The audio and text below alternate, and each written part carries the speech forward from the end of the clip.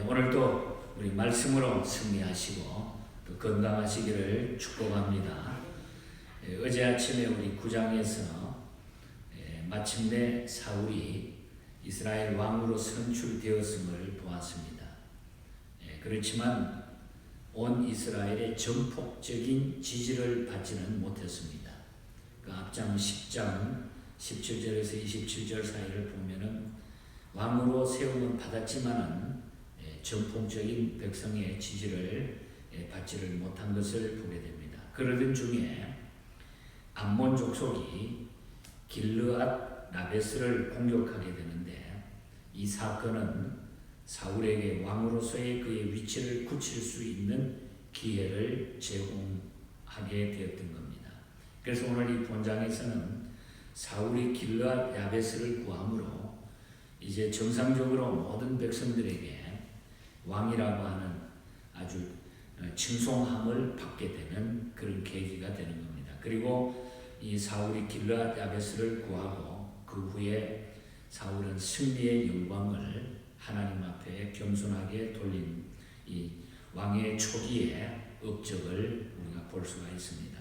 그래서 오늘 아침에 사울이 길르앗 야베스를 구한 이 사건을 통해서 하나님 우리에게 주시는 교훈을 잠시 기억해 봅니다. 먼저 암몬 족속이 길르앗 야베스를 침공하는 얘기가 나타나고 있습니다.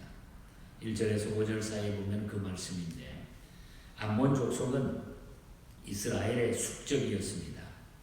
암몬인 나하스는 오래전에 입다에 의해 당했던 참패를 설욕하고자 길르앗 야베스를 침공했던 겁니다.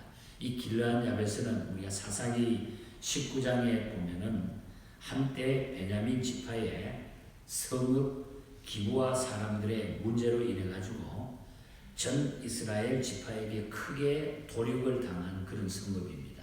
많은 사람이 죽었습니다.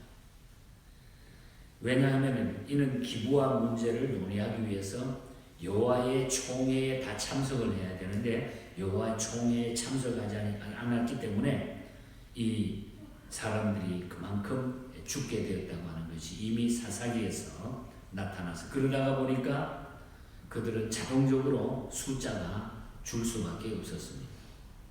이 사건으로 인해 그들의 인구가 대폭 감소되어서 세력이 약화되어 있었기 때문에 암몬의 공격에 감히 맞서지도 못하고 화평을 요구를 합니다. 1절에 보면 하지만 이 암몬은 그것을 받아들이지 않아요. 암몬은 한마디로 화평 요구를 거절해버리고 무력으로 정복하여 예속시키겠다는 의사를 밝히고 7일간 유예 기간을 주어가지고 항복하도록 이렇게 요구하는 이야기가 오늘 2절에 나타납니다. 이에 야베스 장로들은 너무너무 걱정도 되고 어떻게 여기서 이 상황을 이겨나갈까 해서 야베스 장로들은 이스라엘 온 지경의 사자들을 보내가지고 구원을 호소했습니다. 3절에 보면. 그래서 길르앗 야베스 사람들은 사울이 이스라엘 왕으로 추도되었다는 사실을 모를 정도로 다른 지파들 간의 교류가 없었다가 위험에 처해지니까 이제 타 지파에 원병을 요청하는 이런 모습이 나타나고 있습니다. 사실 우리가 신앙의 지체들과의 지속적인 교류는 우리의 믿음을 세워주고 성숙케 하는 중요한 신앙의 요소임을 알아야 됩니다. 그래서 우리 예수 믿는 사람들은 평소에 성도들 간의 교제가 아주 있어야 돼. 그래야 우리가 무슨 일이 일어나는지 서로를 알고 서로를 도울 수 있기 때문입니다. 결국 이 소식은 나중에 밭에서 소를 몰고 있던 사울에게까지 들리게 됐다는 거죠. 사울은 왕으로 지금 기업을 부어받았지만은 자기의 짐승떼를 돌보는 것을 잊지 않는 것을 봅니다. 하나님은 이렇게 자기가 맡은 일에 충성스러운 자를 택하여 쓰신다는 사실도 명심해야 되고, 기브아 생활로 돌아가서 모든 사람에게 인정받을 때까지, 아마 사무엘이 그렇게 이야기한 것 같아요. 모든 사람에게 인정받을 때까지 돌아가서 자기의 맡은 일을 다 감당하고 있으라고. 그리고 사사시대에서 왕정시대로 진입하는 가도기적인 현상 가운데서는 이렇게 왕이라고 하는 자체가 아직 주어지는 그 모든 사명을 몰랐기 때문에 사사들이 했던 모습으로 비슷하게 사울이 왕으로 기름을 부름받았지만은 그런 식으로 사울은 지금 생활하고 있었던 것 같습니다. 그래서 암몬 족속을 처음서는 사울의 이야기가 그 다음 6절에서 11절에 나타나죠. 비록 사울이 은밀하게 기름을 부음받고 대중적인 선발된 왕이었지만 즉시 왕권을 이행한 것이 아니었기 때문에 사울이 왕된 것을 인정하지 않는 자들도 많이 있었던 거예요. 누가 뭐 왕이냐, 누가 세웠느냐, 뭐 인정하지 않는 사람도 그 당시에 많이 있었다. 그래서 사무엘은 사울로 하여금 기부와 생활로 돌아가서 모든 사람들에게 인정받을 때까지 기다리라고 했던 것 같습니다. 사무엘의 말을 들은 이 사울은 조급하지 않고 하나님의 때를 기다리면서 자기가 맡은 일을 손을 몰고 이렇게 귀한 일들을 그대로 감당하고 인내하고 있었습니다. 그때에 하나님은 백성들의 왕으로 인정받는 길을 거기서 열어주게 되는 거죠. 그것이 곧 암몬의 침공입니다. 이 말을 들을 때에 암몬이 막 침공한다고 하는 말을 모든 사람들에게 들을 때에 사울은 6절에 보면은 하나님의 신에 크게 감동이 됐다. 하나님의 신에 크게 감동이 됐다. 암몬 족속을 쳐부수기 위해 가지고 그래서 하나님의 신에 감동이 돼가지고 어떻게든지 이 일을 내가 감당해야 되겠다. 그래서 하나님 막 그냥 소를 잡아가지고 각을 떠가지고 막 각 곳에 보내면서 너희들이 여기에 나타나지 않으면 너희들도 그렇게 될지 모른다 하면서 했더니 이스라엘 자손이 30만 명이 모이고 그리고 유다 자손이 3만 명이 모여가 도합 33만 명의 큰 무리들이 모이게 된 거죠. 그래서 이 사람들을 끌고 사울로 하여금 크게 암몬을 11절에 보면은 암몬을 쳐서 이기게 합니다. 대승리를 가져올 수 있도록 하나님이 그 일을 감당하셨습니다. 여기서 우리가 이 말씀을 통해서 교훈을 받아야 할 것은 사울이 하나님의 신에 크게 감동이 되어서 큰 승리를 얻은 것처럼 하나님의 일을 성공적으로 수행하기 위해서는 성령의 충만함을 입어야 된다는 것. 하나님의 신의 감동이 된다. 하나님의 능력을 힘입어야 우리가 어떤 일인지 감당할 수 있다. 이 하나님의 능력을 힘입는 것은 우리가 기도를 통해서 우리는 그 능력을 받을 수 있다는 것입니다. 그래서 우리가 기도하지 않으면 이 시대에 우리는 하나님의 힘으로 우리가 이겨나갈 수가 없어요. 기도하는 사람들이 이 시대를, 이 어려운 것을 이겨나갈 수 있는 줄 믿습니다.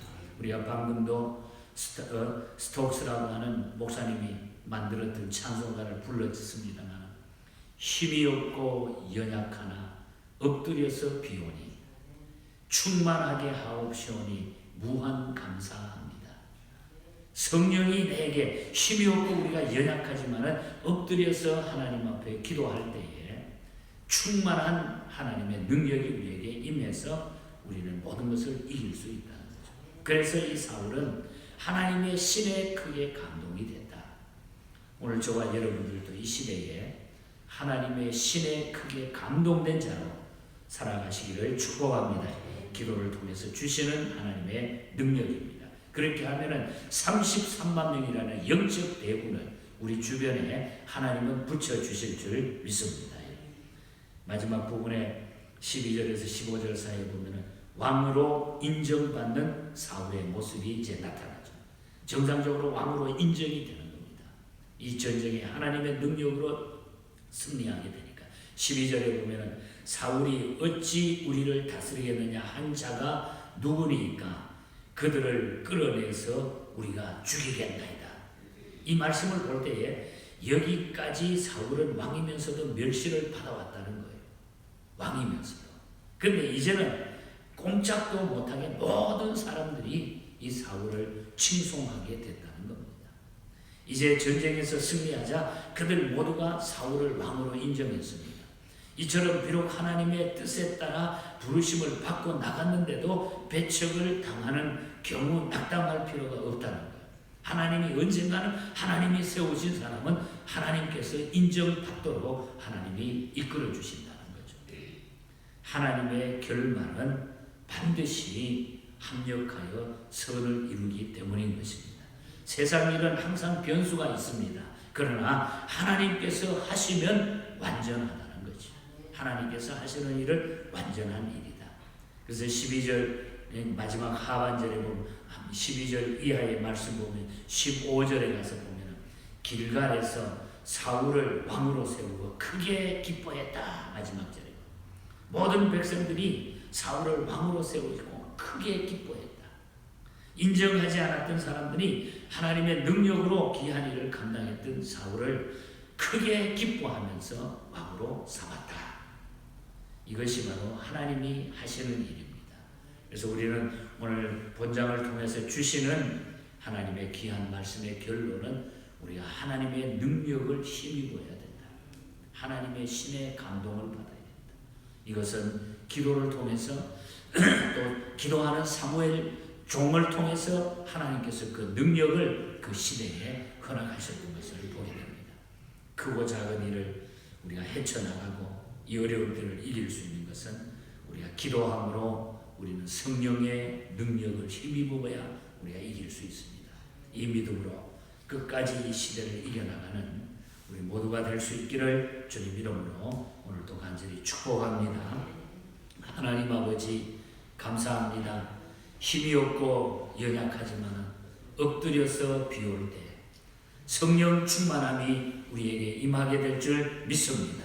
초대교회가 그랬고 우리의 믿음의 조상들이 그런 능력의 삶을 삶으로 모든 이 시대와 그때를 이겼던 것을 보게 됩니다.